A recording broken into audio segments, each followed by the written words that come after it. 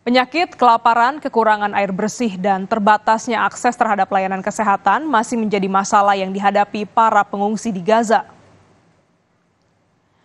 Tim Organisasi Kesehatan Dunia atau WHO melaporkan kebutuhan pangan terus meningkat di jalur Gaza. Orang-orang yang kelaparan kembali menghadang mobil bantuan kemanusiaan dengan harapan dapat menemukan makanan.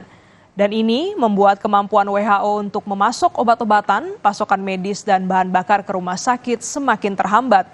Warga yang menghadang karena lapar dan putus asa.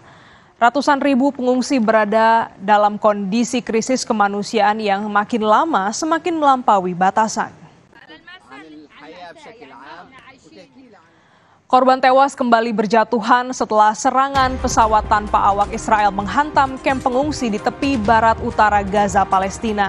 Kini hampir semua rumah sakit di jalur Gaza berhenti beroperasi. Simak perbincangan kami dengan sukarelawan Lembaga Kemanusiaan Mercy di Gaza, Fikri Rofiul Haq, selepas jeda.